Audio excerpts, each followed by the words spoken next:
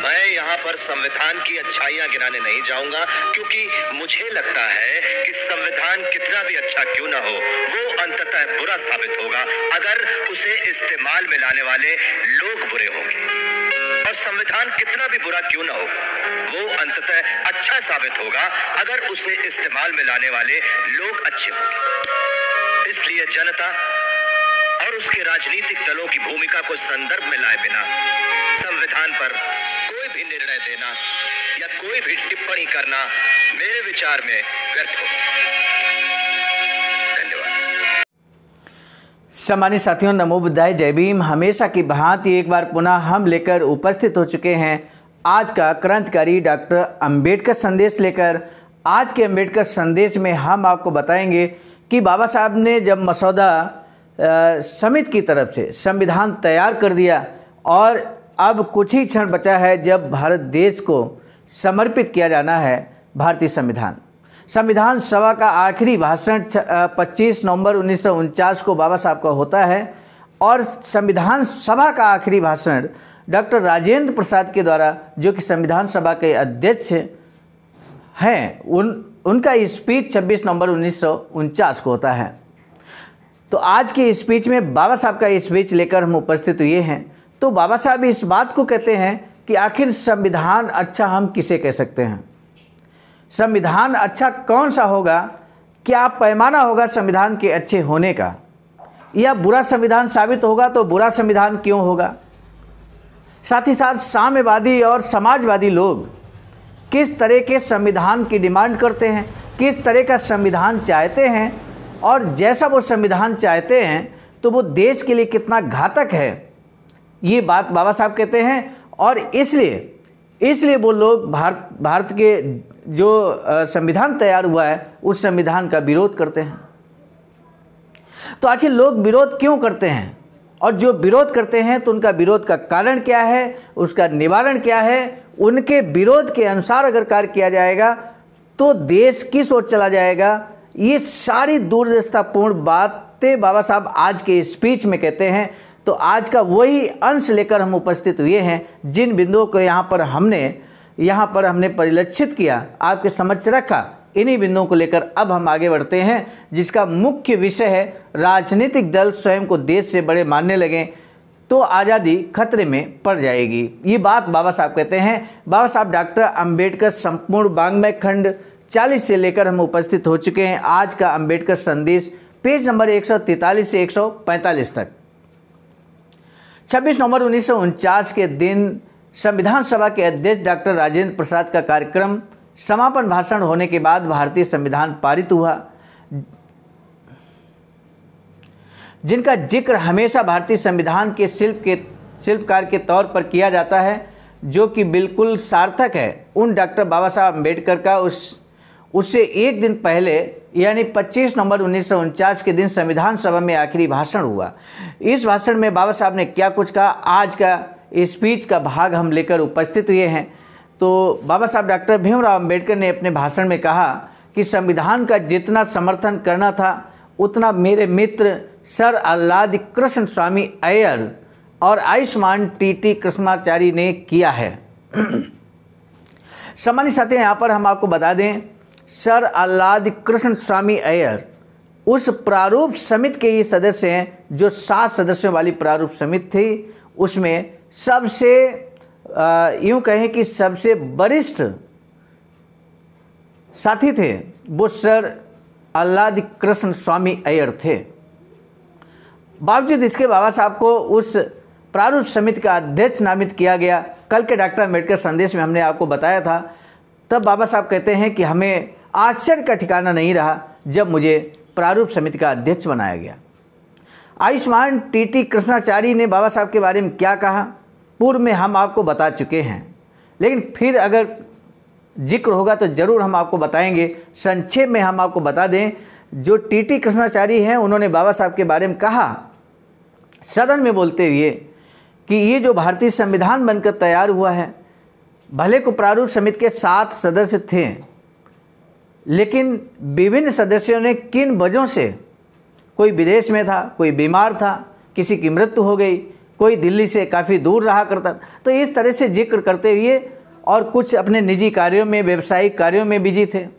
ऐसे में एक या दो सदस्यों ने ही कुछ हद तक मदद किया बाबा साहब का, बाद बाकी अकेले भार भारतीय संविधान का बाबा साहब के कंधों पर आया। ये बात टीटी कृष्णाचारी ने सदन में कहा। उसी बात का बाबा साहब जिक्र करते हैं और कहते हैं कि इसलिए संविधान की गुणवत्ता के मसले पर मैं बोलना नहीं चाहता। मेरी राय में संविधान भले कितना भी बुरा हो, उसे लागू करने की जिम्मेदारी जिन पर है, वे अगर ईमानदार हों तो वे अच्छे ही साबित होंगे। इसी प्रकार संविधान भले कितना भी बुरा क्यों ना हो, उसे लागू करने की जिम्मेदारी जिन पर है, वे अगर ईमानदार हों तो वह अच्छा ही साबित होगा। संविधान पर अमल करना पूरी तरह से संविधान पर ही निर्भर नहीं करता। संविधान केवल राज्य के कुछ हिस्सों को, जैसे कि कानून मंडल अर्थात विधायिका, कार्यकारी मंडल और न्यायपालिका बनाता है। इन विभागों का कार्य हमेशा लोगों पर तथा अपनी आकांक्षाएं तथा साधनों के रूप में लोगों द्वारा निर्माण की गई राजनीतिक पार्टियों पर निर्भर रहने वाला है। भारत के लोग और उनके राजनीतिक दल कब किस प्रकार पेश आएंगे, यह कोई कैसे बताए। अपने उद्देश्यों की प्राप्ति के संवैधानिक मार्ग को अपनाएंगे या फिर क्रांतिकारी मार्ग को अपनाएंगे। अगर वे क्रांतिकारी मार्ग को अपनाएंगे तो भले संविधान कितना भी अच्छा क्यों ना हो, वे असफल रहेंगे। ये बताने के लिए किसी विधिवेत्ता की जरूरत नहीं है। इसलिए भारतीय लोग और उनके राजनीतिक दल कैसे पेश आएंगे, ये जाने बगैर संविधान के बारे में कोई भी निर्णय लेना निरर्थक होगा। साम्यवादी और समाजवादी दल की ओर से संविधान के बारे में बड़े पैमाने पर नाराजगी जताई जा रही है। सामान्य सत्य यहाँ कारण भी बाबा साहब बताते हैं, उसका निवारण भी बताते हैं। वे संविधान के प्रति क्यों नाराजगी जाहिर करते हैं, तब बाबा साहब कहते हैं कि सचमुच संविधान ठीक नहीं है, इसलिए क्या वे अपनी नाराजगी व्यक्त करते हैं। इस सवाल के जवाब में मैं निश्चित रूप से ना ही कहूँगा। साम्यवादी पार्टी को कामगारों पर तानाशाही के सिद्धांतों पर आधारित संविधान चाहिए। प्रस्तुत संविधान संसदीय जनतंत्र पर आधारित होने के कारण वे संविधान का विरोध करते हैं। समाजवादी दो बातें चाहते हैं। पहली बात कि अगर सत्ता उनके हाथ में आती है तो वे बिना उसकी कीमत चुकाए निजी संपत्ति का राष्ट्रीयकरण अथवा समाजीकरण करने की आज़ादी उन्हें संविधान के तहत मिलनी ही चाहिए। समाजवादी जो एक और चीज़ चाहते हैं वह है संविधान के मौलिक अधिकार निरपेक्ष तथा किसी भी तरह से बाधा रहित होने चाहिए। उनके पक्ष को अगर सत्ता प्राप्त करने में असफलता मिली, उनकी पार्टी को अगर सत्ता प्राप्त करने में असफलता मिली तो बेरोक टोक टीका टिप्पणी की ही नहीं बल्कि राज्य को नेस्तनाबूद करने की आज़ादी भी उन्हें चाहिए। मुख्य रूप से इन दोनों मांगों के कारण ही संविधान पर टिप्पणी के बाढ़ चलाए जा रहे हैं। संसदीय जनतंत्र के सिद्धांत ही केवल राजनीतिक जनतंत्र का आदर्श रूप है, ऐसा मैं नहीं मानता। मैं ऐसा नहीं कह सकता कि मूल चुकाए बिना किसी की निजी संपत्ति को अपने कब्जे में करने का सिद्धांत इतना पवित्र है कि उससे अलग नहीं हुआ जा सकता। मौलिक अधिकार कभी भी आबाद नहीं हो सकते और मैं ये भी नहीं कहता कि उन पर डाले गए प्रतिबंध कभी हटाए ही नहीं जा सकते। मैं बस इतना बताना चाहता हूँ कि संविधान में शामिल राय आज की पीढ़ी की राय है। आपको ये कथन अगर अतियुक्तपूर्ण लगता है तो मैं ये कहूँगा कि ये संविधान सभा के सदस्यों की राय है। संविधान में उन्हें शामिल करने को लेकर मसौदा समिति को दोष नहीं दिया जाना चाहिए। वैसे मैं कहूँ कि संविधान सभा पर भी इसका दोषारोपण क्यों हो। अमेरिका के संविधान निर्माण की प्रक्रिया में महत्वपूर्ण भूमिका निभाने वाले अमेरिकी कूटनीतिज्ञ जेफरसन ने कुछ अति महत्वपूर्ण और तथ्यपूर्ण विचार व्यक्त किए हैं। सामान्य साथियों, अमेरिका के संविधान निर्माण की प्रक्रिया में महत्वपूर्ण भूमिका किसने निभाई? अमेरिकी कूटनीतिज्ञ जेफरसन ने। बाबा साहब उनके कोटेशन का इस्तेमाल करते हैं। कहते हैं संविधान निर्माताओं को उनके विचारों को हमेशा याद रखना चाहिए। एक जगह वो कहते हैं कि हर पीढ़ी बहुसंख्यकों की इच्छा के अनुसार खुद को बांध लेने का अधिकार प्राप्त आज़ाद राष्ट्र की तरह है। अन्य राष्ट्र के लोगों की तरह ही आने वाली पीढ़ी को कोई बंधक नहीं बना सकता।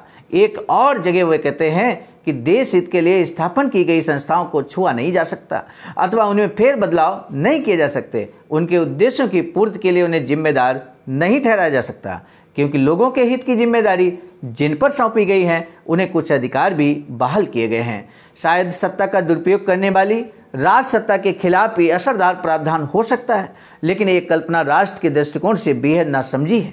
इसके बावजूद हमारे कानून वेद और धर्मगुरु इसी सिद्धांत को सामान्यतः लागू करने की कोशिश करते हैं। वो सोचते हैं कि हमसे पहली पीढ़ी इस धरती पर अधिक आज़ादी के साथ रहा करती थी, हम जिसे बदल नहीं पाएंगे, ऐसे अपरिवर्तनीय कानून हम पर लादने के अधिकार उनके पास थे।